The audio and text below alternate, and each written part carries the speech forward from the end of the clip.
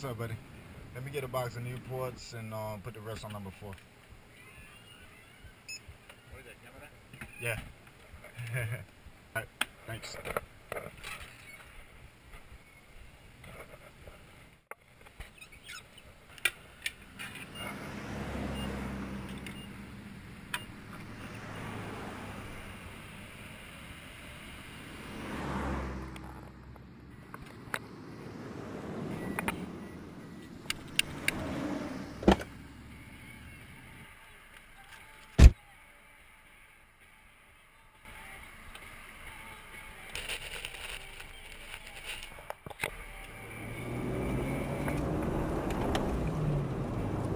Newport, filter cigarettes.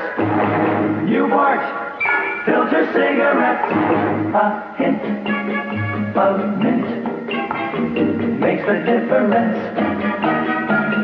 So fresh that you know the difference.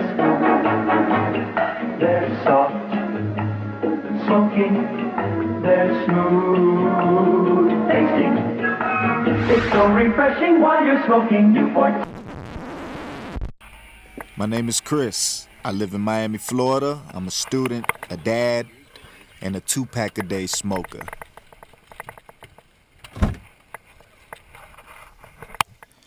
I'm not sure how or when it happened, but I'm hooked.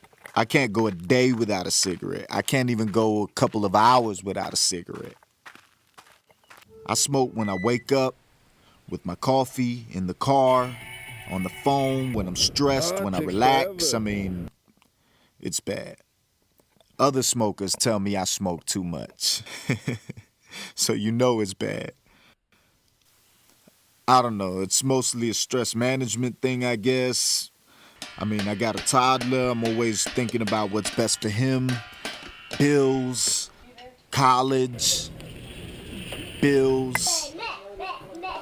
I mean, look, I've seen all the anti-smoking propaganda about cancer, heart attacks, and all that, and I've been smoking for 12 years. But now the economy's in trouble, cigarettes are expensive, and I'm feeling like this habit's giving me cancer of the wallet. Okay, let's do some simple math. My brand costs $6 a pack daily. That's $42 a week, $168 a month, $2,016 a year. For those of you who suffer from short-term memory loss, I smoke twice that. But don't stop there. You know the old saying, time is money. So let's say the average smoke break takes about 5 minutes. I smoke about 30 cigarettes a day. That means over the 12 years since I started smoking, I've wasted a year, 2 months, and 3 days taking a smoke break. So here's the punchline. What could I have done with that extra time and money? Gee, we ought to do something, Fred. Okay? How's about taking a nap? Hey, I got a better idea. Let's take a Winston break. That's it! Winston is the one filter cigarette that delivers flavor 20 times a pack. Winston's got that filter blend. Yeah, Fred. This morning I woke up on a mission. I'm quitting now. Cold turkey. I don't want to waste another moment.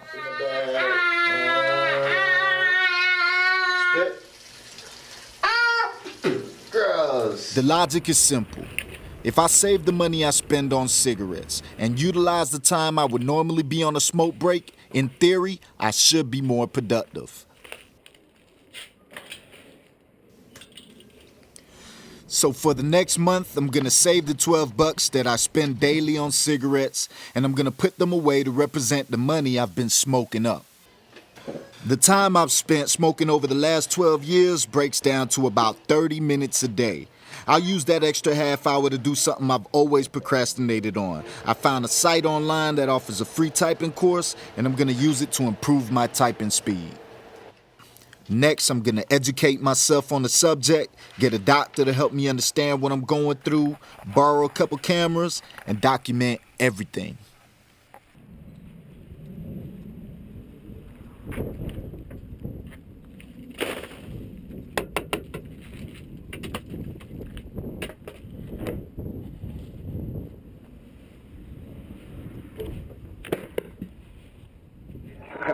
I can't say I really enjoyed it, but everything you said is true, and I'm quitting.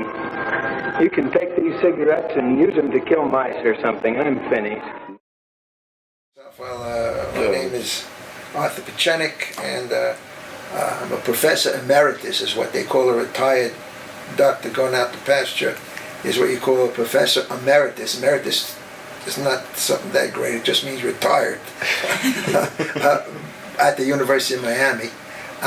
And I was the chief of the pulmonary section at the VA here in Miami.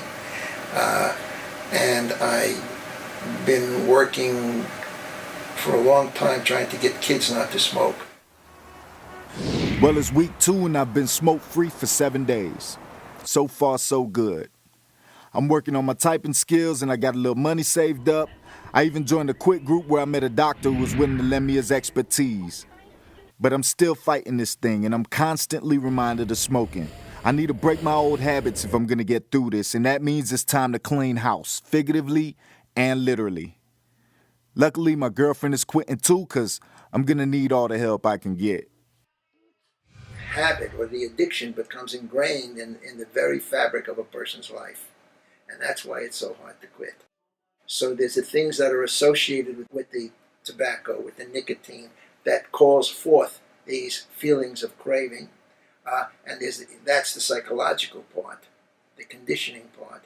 And then there's the physiologic part, which lasts for about maybe 3 or 4 weeks when you quit and you're climbing the walls. That's a physiologic withdrawal, just like you're withdrawing from alcohol and you're withdrawing from heroin.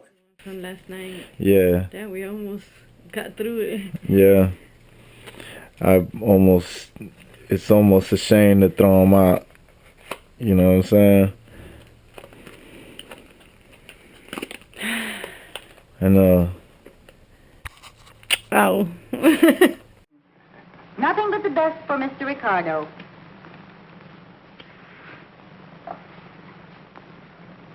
Thank you. Lucy, you're so good to me. Week 3 has been the most trying week yet since I quit. I had midterms to study for, projects due. I've been working overtime with my dad to make ends meet, and I just got the news there was a death in the family. I even got a surprise from FPL when I got home.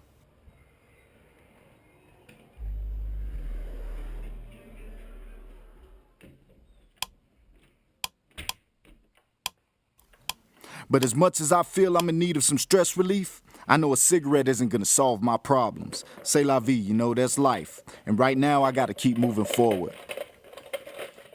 Everybody needs a certain amount of pleasure. You don't get that pleasure, you start getting nervous. You start getting antsy. Stress is a huge stimulus for people to relapse, to go back to smoking. On the other side, you have people that are just really have a lot of willpower. They're just stubborn. And they say, look, I'm going to bring to the table my stubbornness. I'm just a stubborn son of a bitch. You know, nothing's going to conquer me. And that can be very strong. The last week is almost over, and the withdrawal symptoms and cravings are few and far between. 28 days smoke-free. Still, I feel like it's a good idea to explore some alternatives just in case I get a sudden urge and need a fix. I mean, I'm only human, and I'd rather do preventive maintenance than damage control. When a person quits, they smoke a pack or 2 a day and they suddenly go cold turkey and they quit. Their brain suddenly gets less dopamine. The nicotine levels go way down in their brain, and so the dopamine levels go way down in the brain, and all of these other chemicals that I'm not mentioning, they all way down. And so the person feels really miserable. And the reason he's feeling miserable is because these chemicals are down. So the way to treat that is to replace the chemicals by giving them some nicotine. You pop it in your mouth, you chew it. When you feel like a burning sensation, like a little tingling, you park it between your gum and your cheek. Once that tingling sensation goes away, you chew it again. You chew it again, you park it when you feel the sensation again, and you keep continuing to do it until to you either don't have side. no flavor. To either side, to the top, wherever between your gum and your cheek. Oh, okay. Nicotine replacement therapies specifically give nicotine, a lower dose, but nevertheless some nicotine, and it helps. Nicotine replacement therapy of the various forms, whether it be the patch or the lozenge or the gum or the nasal spray or the inhaler, or more recently the e-cigarette, right. Electronic cigarette, all of those are means of replacing nicotine. What happens when people like you try a new cigarette? I can't smoke a filter cigarette. I don't enjoy them. But this is a very nice tasting cigarette.